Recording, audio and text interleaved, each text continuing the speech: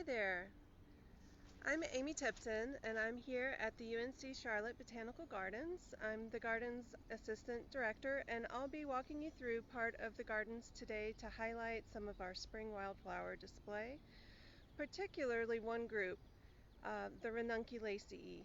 That's the Buttercup family. So as we go through the gardens, I'll be showing you different members of that group and we'll be talking about why they are special and how they are related.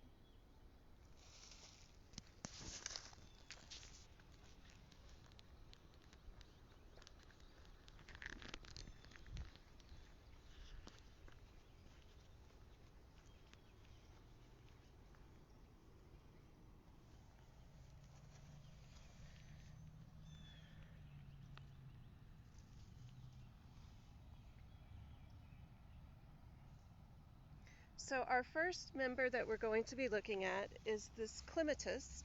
You might be familiar with the garden variety of Clematis, but here we have a nice little native form.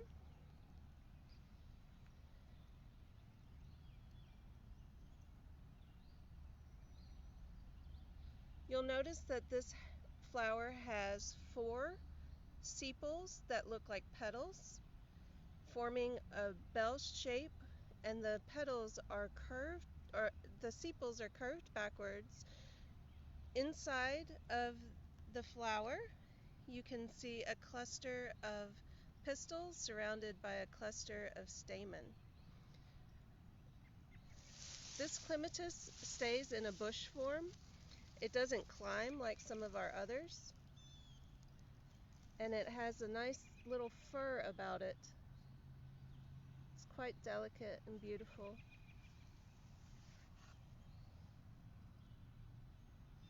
Let's see if you can see that. Okay.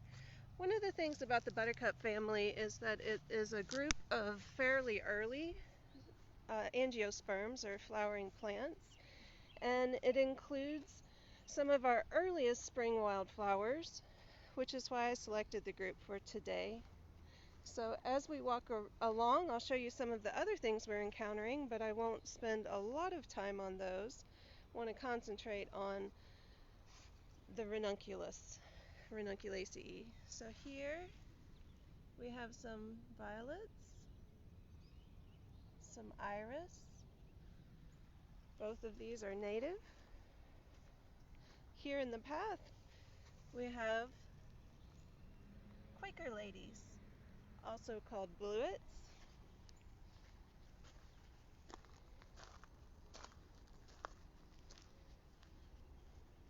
Now as we look down slope, you see a nice little raft of red flowers. We're going to walk closer to those. Those are our wild columbine, Aquilegia canadensis. They are also in the Buttercup group. So we will get closer to those in a moment. Look at those rhododendron, aren't they beautiful?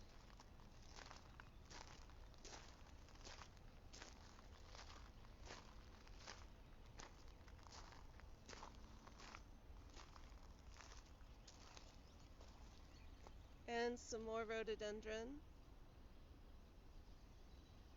The VanLandingham Glen here at the UNC Charlotte Botanical Gardens is known for our rhododendron and azalea collection. And now is a perfect time to come out and look at all the beauty in that group of plants as well.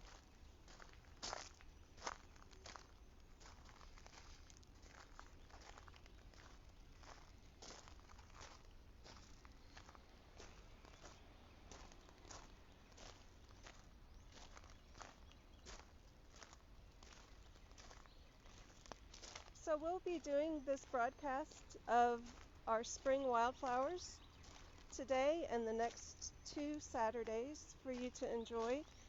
And during these I'll be just highlighting some of the things that are in bloom at the time of the broadcast.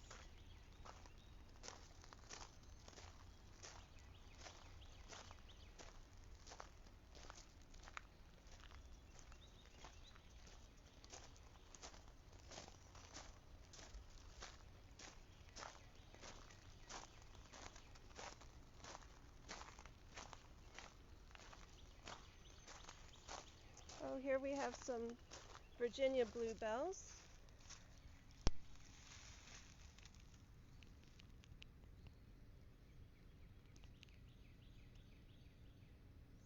Those are not in the Buttercup family, but they are one of our early bloomers, so we don't want to miss those.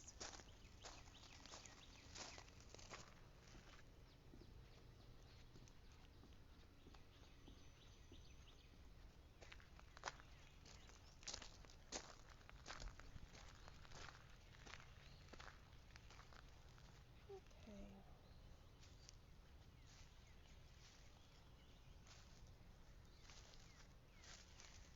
Now, before we get to the columbine, I did want to share this one with you. This, you see, is doll's eye, or white baneberry. It is in the ranunculus family.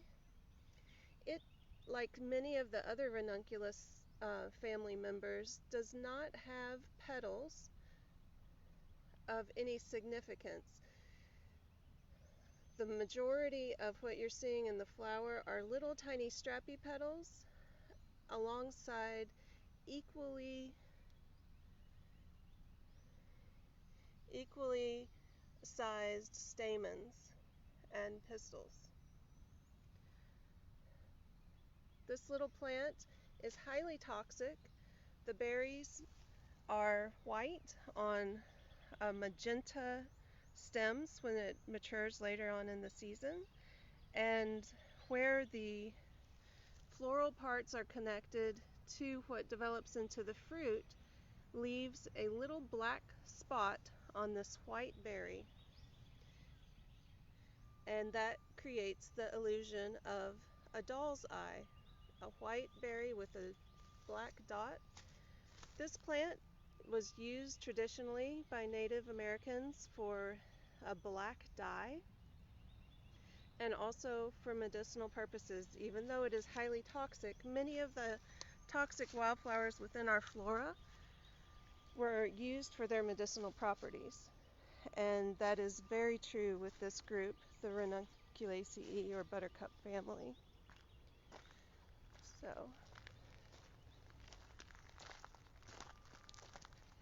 here we have some green and gold, which is actually in the aster family. It is a nice ground cover. It is a substitute if you're familiar with the buttercup that's called lesser celandine, which is a yellow flowering early plant that spreads like wildfire in your garden, which is a non-native exotic weed. This green and gold is a nice substitute for that. It gives you the yellow color, the low habit, nice ground cover. Green throughout the entire year, unlike the lesser celandine, the buttercup, which is only colorful in the early spring and then dies back.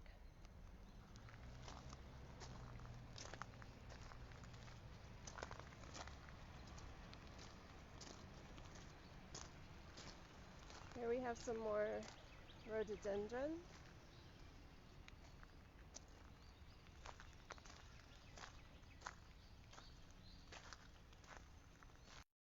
Okay, and I wanted to show you some of our golden seal. Our golden seal is also a traditionally commonly used medicinal plant.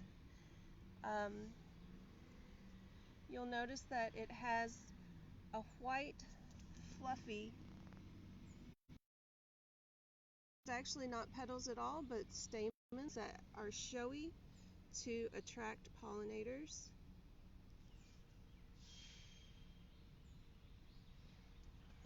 Okay. Unfortunately, golden seal has been overcollected in the wild because of its touted medicinal properties, and populations have been scarce for some time. People do caution about utilizing some of our native plants due to lack of scientific research to uphold the claims of the properties of these plants. So I definitely do not recommend utilizing these plants on your own at home without guidance from a medical professional. Okay, finally, we have made it to a columbine plant. I wanted to show you.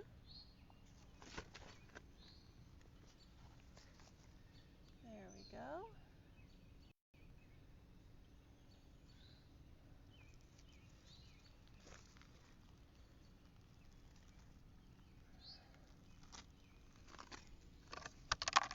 So, we're going to take a close look at this columbine if we can.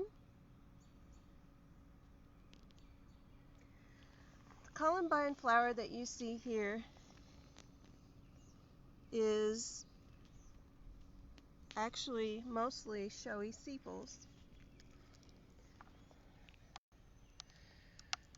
The tall spur-like portions of the plant are the sepals that are swept back, and this is encouraging for hummingbirds who like to come to these flowers and dip their beaks way back into the nectaries, which are the knobby portions at the end of each of the sepals. Then between each sepal we have a relatively smaller petal. So we have 5 sepals, 5 petals. Look at that, isn't it beautiful?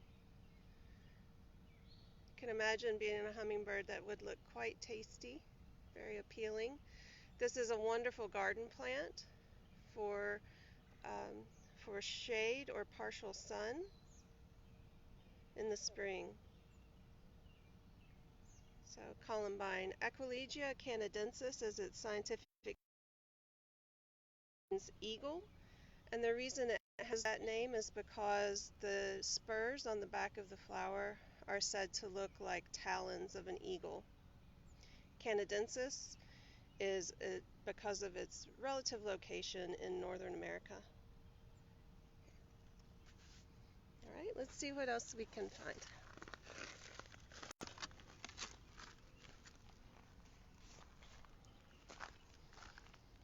Oh, here. These aren't quite open yet, but I did want to show you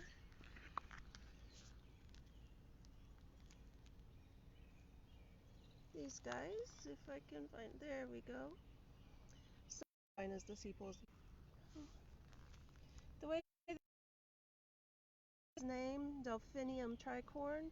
Delphinium is for dolphin, the shape of this bud.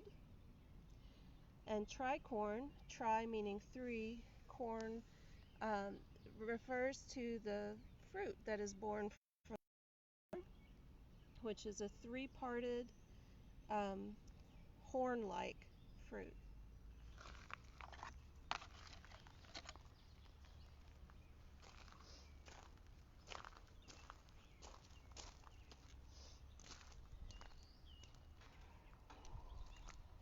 So we're re-entering the VanLandingham Glen, and we're just going to walk around to some of the main wildflowers and see if we can find some of these other Buttercup family plants.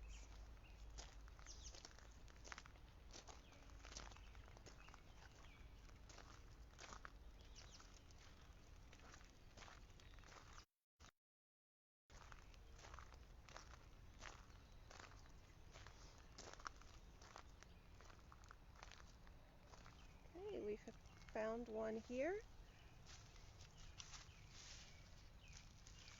This little guy might not look like much, but he is pretty special. Actually, in this case, this is a she. Unlike the rest of flowers of different sexes on separate plants. So this is a female or meadow rue. See, hopefully you can see at the end of these branches we have little spikes of what's left of the flower. In the male Of this species, the stamens are elongated and quite showy coming from the flowers, and they dangle and they blow in the wind, dispersing the pollen from plant to plant. So that is early meadow rue, Thalictrum.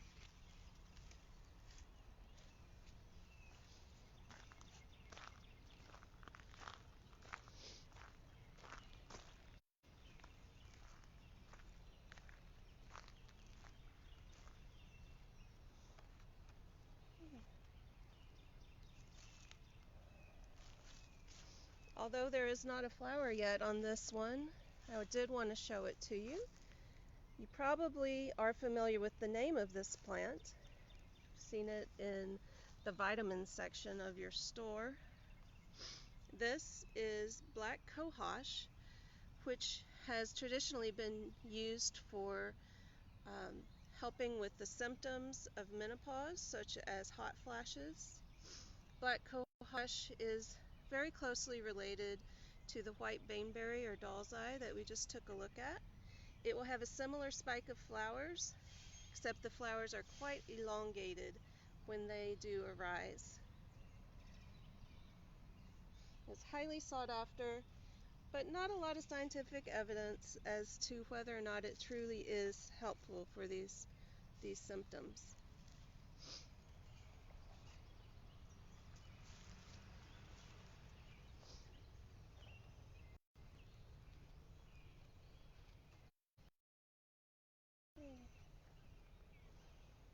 Here we have some Phacelia, which is not in the Buttercup family, but we see a bumblebee enjoying the Phacelia.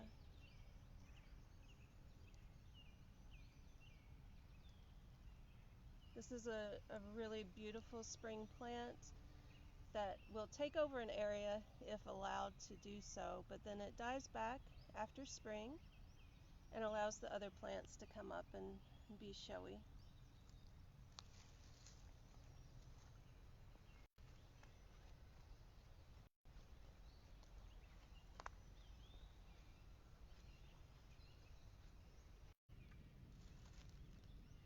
Is a dwarf larkspur in full bloom.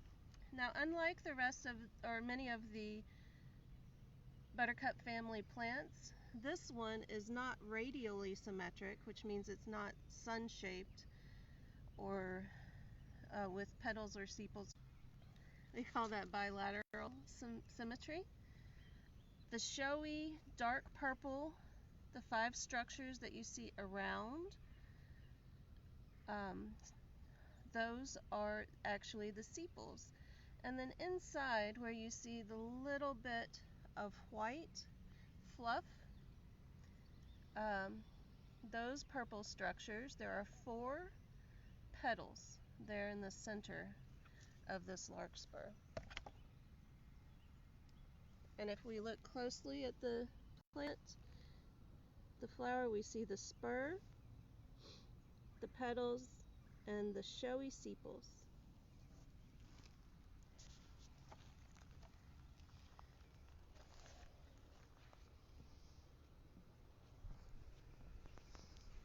Oh, here we have some more of the meadow rue coming in.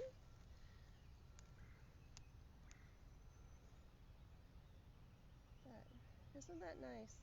So in the gardens right now, this one is about 2.5 feet tall. When it completes its blossom, it'll near 3 feet. It's a nice green, finely textured herbaceous plant that'll have a nice presence during the spring and early summer, and then it too will become less showy with time as the summer leaves show up on the trees and shade overcomes it.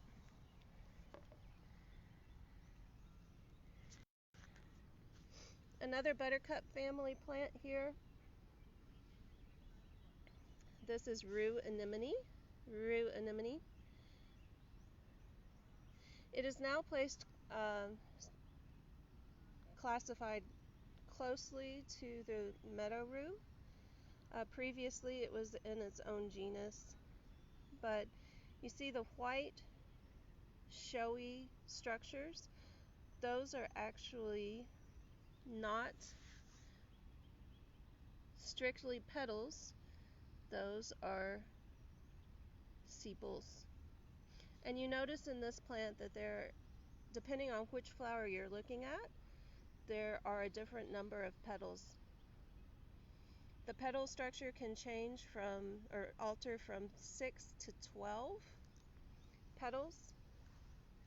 And this is a trait that's common in the Buttercup family. The Buttercups are actually one of the oldest groups of flowering plants, and there's a lot of variety in some of the species in their petal numbers.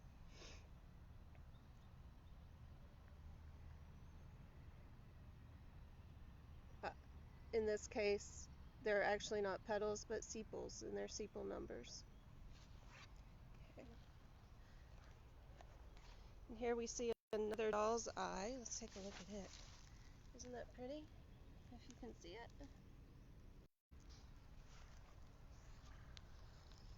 Okay, I have one other one to show you, and it is actually unusual in this family because it is a woody plant. Everything else we've looked at today has been herbaceous, which means it's green and soft tissued. But the woody plants, like trees and shrubs and some woody vines are examples, they harden, their stems harden to form woody structures that stay on throughout the year, from season to season, year to year. And so here we are at one of my favorites, this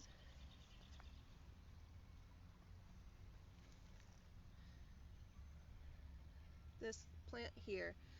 This is considered a subshrub, so a small shrub. If I pan back, you can see that it's taking over the entirety of this stream side.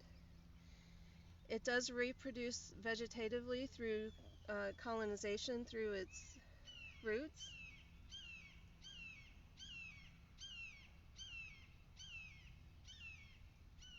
Wow, we have a hawk. We have lots of birds here in the morning and in the afternoons.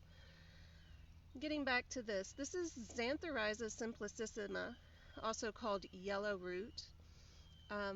It was used by natives for dye. Sorry, I'm getting distracted by the hawk. This was used as a yellow dye.